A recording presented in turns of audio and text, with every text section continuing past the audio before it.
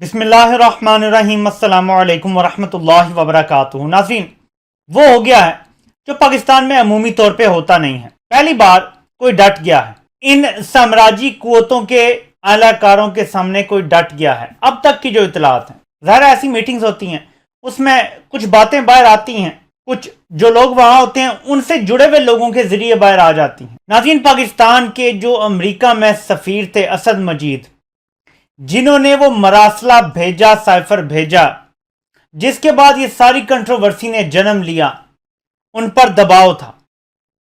ان کو بلایا گیا نیشنل سیکیورٹی کمیٹی کی میٹنگ میں، ان پر شدید ترین دباؤ تھا، ان سے سارے بیانات لیے گئے۔ ناظرین، انہوں نے جھکنے سے اور جھوٹ بولنے سے انکار کر دیا ہے۔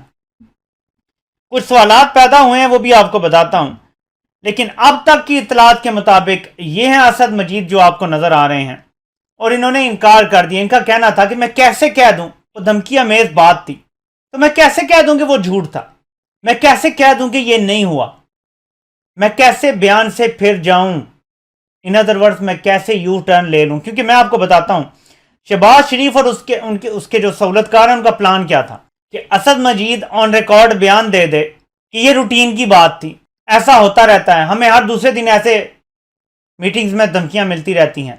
اگر یہ بیان آ جاتا تو پھر انہوں نے آج جو پریس ریلیز جاری کرنی تھی وہ یہ کرنی تھی کہ عمران خان نے اپنے مقاصد کو پورے کرنے کے لیے مس گائیڈ کیا، اور کیونکہ وہ چیف ایگزیکٹو تھے نیشنل سیکیورٹی کمیٹی کی میٹنگ میں، باقی صاحب ان کے سبارڈینیٹ تھے، تو انہوں نے ان کی بات مانی، اور وہ سارا کچھ جس طرح سے لکھ کے دیا تھا کہ ہاں جی مداخلت ہوئی، اور یہ سب کو آج ختم کرنے کا پلان تھا۔ لیکن اسد مجید کے ڈٹ جانے کے بعد انہیں قبول کرنا پڑا کہ ہاں مداخلت ہوئی۔ اب کچھ سوالات ہیں، میں سیدھے سیدھے پوچھتا ہوں۔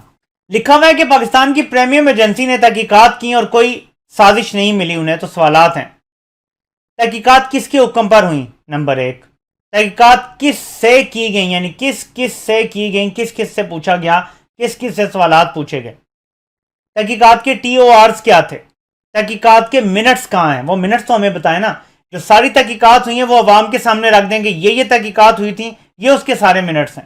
25 والیومز ہیں نا، جیسے والیوم 10 تک نواز شریف کے پاناما کے معاملات میں نکلا تھا، کوئی والیوم ہوگا نا، وہ سارا عوام کے سامنے رکھ دیں، پبلک کر دیں۔ تحقیقات کس کی سربراہی میں ہوئیں، پتہ چلنا چاہیے۔ تحقیقات کی رپورٹس کس کو دی گئیں، یعنی اگر تحقیقات ہوئیں تو رپورٹ کس کو ہوتا رہا، یہ سارے سوالات نے جنم لیا ہے۔ اس کے ساتھ میں آپ کو ایک اور بتاؤں کہ آج شیریں مزاری نے جو انکشاف کیا ہے، وہ یہ کہتی ہیں کہ جب یہ سائفر آیا تھا تو اس کو شاہ محمود قریشی سے بھی چھپانے کی کوشش کی گئی۔ اس سائفر کے شروع میں لکھا ہوا ہے کہ عمران خان نے جو روس کا دورہ کیا تھا وہ اپنی مرضی سے کیا تھا، مطلب سٹیٹ کے باقی آرگنز جو تھے یا انسٹیٹیوشنز تھے وہ آن بورڈ نہیں تھے۔ اب یہ امریکہ کو کس نے بتایا کہ یہ عمران خان نے اپنے مرضی سے کیا ہے؟ وہ خود سر ہے، وہ اپنی مرضی کرتا ہے، آپ کو سب پتہ چل جائے گا۔ ابھی تک مراسلے کے حوالے سے یہ بات چھپائی جا رہی ہے کہ اس مراسلے کا مخاطب کون تھا۔ دیکھیں، جب ڈونلڈ لو نے سفیر کو دھمکی دی تو اس نے کچھ کہا ہوگا نا کہ فلاں بندے کو یہ بتاؤ۔ اب سفیر تو جا کے سیدھا وزیر اعظم کو بتائے گا نا، سفیر تو اپنے فارن آفس کو بتائے گا، فارن آفس وزیر اعظم کو رپورٹ کریں گے، یہی ہونا تھا نا۔ لیکن اس دھمکی کا مخاطب اصل میں کون شخص تھا یا کچھ اشخاص تھے؟ جس دن یہ نام سامنے آ جائیں گے ناظرین، میری یہ رائے ہے کہ اس دن آرٹیکل 6 کی تلوار لٹکے گی اور کچھ لوگوں کے گردن کے گرد پھانسی کا پھندا جو ہے وہ ان کے قریب ہوتا نظر آئے گا۔ لیکن ظاہر پاکستان ایک بنانا ریپبلک ہے، یہاں یہ اتنی آسانی سے ہوتا ہوا نظر نہیں آتا، لیکن ایسے ممکن ہے کہ اگر یہ کھل جاتا ہے تو آرٹیکل 6 کی کارروائی پھر شروع ہو سکتی ہے۔ ان لوگوں نے یہ تسلیم کر لیا ہے۔ دیکھیں، مریم نواز نے ایک پریس کانفرنس کی تھی شروع میں کہ یہ جعلی ہے، یہ فارن آفس میں بیٹھ کے خود بنایا گیا، اس کا کوئی وجود نہیں ہے، یہ جھوٹ ہے۔ سلیم صافی نے دعویٰ کیا کہ یہ سچا ثابت ہو جائے خط تو میں صحافت چھوڑ دوں گا، میں پتہ نہیں اپنا نام شبلی فراد نہیں رکھوں گا، پتہ نہیں میں خودکشی کر لوں گا کہ کیا۔ وہ مرتے وہ ہیں جن میں غیرت ہوتی ہے، ان میں غیرت تو ہے نہیں، یہ بے شرم بے غیرت لوگ ہیں جو ان زرداریوں شریفوں اور ڈیزلوں کے ساتھ بیٹھے ہوئے ہیں۔ بہرحال ان کے بارے میں بات بھی نہیں کرنی چاہیے، منہ کا ذائقہ خراب ہو جاتا ہے۔ لیکن ناظرین، اہم ترین چیز ذرا دیکھیں کہ اسد مجید کے اوپر یہ کہا جا رہا ہے کہ اس نے سازش کا نہیں اقرار کیا۔ اسد مجید ISI نہیں ہے، اسد مجید FIA نہیں ہے۔ اسد مجید نے یہ نہیں بتانا کہ سازش ہوئی ہے یا نہیں، اسے کیا پتا سازش ہوئی ہے یا نہیں۔ وہ امریکہ میں پاکستان کا امبیسڈر ہے، اس بالکل باریک نقطے کو سمجھ لیں۔ اسد مجید امریکہ میں ایمبیسڈر تھا، وہ امریکہ میں موجود ہے، اسے کیا پتا پاکستان میں سازش ہو رہی ہے یا نہیں ہو رہی. اس نے صرف ایک چیز کی گواہی دینی تھی اور اس کے لیے اسے پاکستان بلایا گیا تھا. کیا یہ مراسلہ جینون تھا؟ کیا دھمکی دی گئی تھی؟ کیا مداخلت ہوئی ہے؟ اس نے کہا جی بالکل یہ سب کچھ ہوا ہے. تو اس نے ڈٹ کے گواہی دے دی ہے اور یہ سب کچھ ثابت ہو گیا ہے. پھر میں دہراتا ہوں، اسد مجید نے یہ نہیں بتانا تھا کہ سازش ہوئی ہے یا نہیں. جو کہتے ہیں نا کہ سفیر نے بتا دیا سازش نہیں ہوئی، اسد مجید کا یہ کام ہی نہیں تھا، نہ اس نے بتانا تھا نہ اس سے پوچھا گیا. یہ طے کرنا تھا پاکستان کے اندر جو ایجنسیز ہیں، اگر ان کو کہا جاتا کہ آپ انویسٹیگیشن کریں یا کوئی جوڈیشل کمیشن بنے یا سپریم کورٹ کوئی تحقیقات کروائے اس کی، تب پتہ چلے گا سازش ہوئی ہے یا نہیں.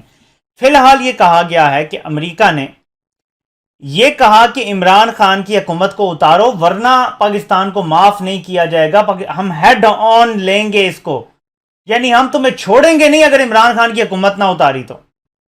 اس کے بعد عمران خان کی حکومت اتار دی جاتی ہے، یعنی 100% سکرپٹ کے اوپر عمل کیا جاتا ہے اور پھر کہا جاتا ہے کہ ہاں مداخلت ہوئی ہے، عمران خان کی حکومت بھی اتر گئی ہے مداخلت کے نتیجے میں، لیکن سازش نہیں ہوئی. سلام ہے ایسے دماغوں کو. آپ نے جو گند گھول دیا ہے اس کو ایسے اتارا نہیں جا سکتا. آپ ننگے ہو کے کھڑے ہو گئے ہیں. ڈریں اس وقت سے کہ جب آپ کو دیکھ کے عوام پل پڑے گی، ڈریں اس وقت سے. میں شہباز شریف سے بھی کہوں گا کہ یہ غداری کا داغ اتر جائے گا اگر آپ الیکشن میں چلے جائیں. عوام ایک بار فیصلہ کر لیں گے، نئی حکومت آ جائے گی، یہ ہسٹری کا حصہ بن جائے گا. اگر آپ اس پہ ڈٹے رہیں گے، اس ضد پہ کہ میں نے امریکہ کی دی ہوئی یہ امپورٹڈ حکومت ہی چلانی ہے، تو آپ پر یہ غداری کا داغ اور مضبوط ہوتا جائے گا اور یہ سٹرونگر ہوتا جائے گا، یہ بڑھتا چلا جائے گا. میرا یہ برادرانہ مشورہ ہے سب سٹیک ہولڈرز کو، سب اپنی انا سے پیچھے ہٹیں، ایک ایک سٹیپ پیچھے لیں. عمران خان نے کوئی انا کا مظاہرہ نہیں کیا. عمران خان نے کہا ہے میں کچھ بھی نہیں مانگتا، صرف الیکشن مانگتا ہوں. یہ جمہوری پروسیس کا حصہ ہے الیکشن ہو جانا. جب اتنی کنٹروورسی پیدا ہو جائے، اصل جج عوام ہے. ہمارا آئین بھی یہ کہتا ہے کہ اصل عوام کے پاس ہی طاقت ہے، وہی حکمران ہے اصل. یہ تو صرف نمائندے ہوتے ہیں ان کے. عوام جو حکمران ہیں ان سے فیصلہ لے لینا اس ٹائم بہترین ہے.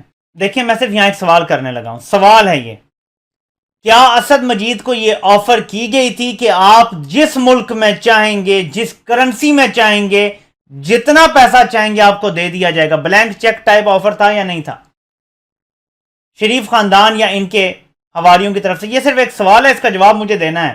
شریف خاندان اس کا جواب دے سکتے ہیں. کیا یہ آفر تھی یا نہیں تھی؟ جواب دے دیں، میں کوئی الزام نہیں لگا رہا. دیکھیں یہاں پہ پاکستان میں خریدا جا سکتا ہے. یہ گاڈ فادر ہیں، یہ سسیلین مافیا ہیں، یہ ایسی آفر کرتے ہیں کہ لوگ ریفیوز نہیں کر سکتے. اگر جو میں نے سوال پوچھا ہے اس کا جواب ہاں میں ہے، تو پھر سوچیں کہ اسد مجید نے اس آفر کو ٹھکرا کے پاکستان کی کتنی بڑی خدمت کی ہے. اگر یہ ہاں میں اس کا جواب ہے تو اسد مجید چاہتے تو اپنے لیے بہترین عہدہ ڈیمانڈ کر کے، اپنے لیے بہت بڑا کوئی عہدہ ڈیمانڈ کر کے، یا اپنے لیے فیورز کوئی اور ڈیمانڈ کر کے ان کے حق میں بیان دے سکتے تھے.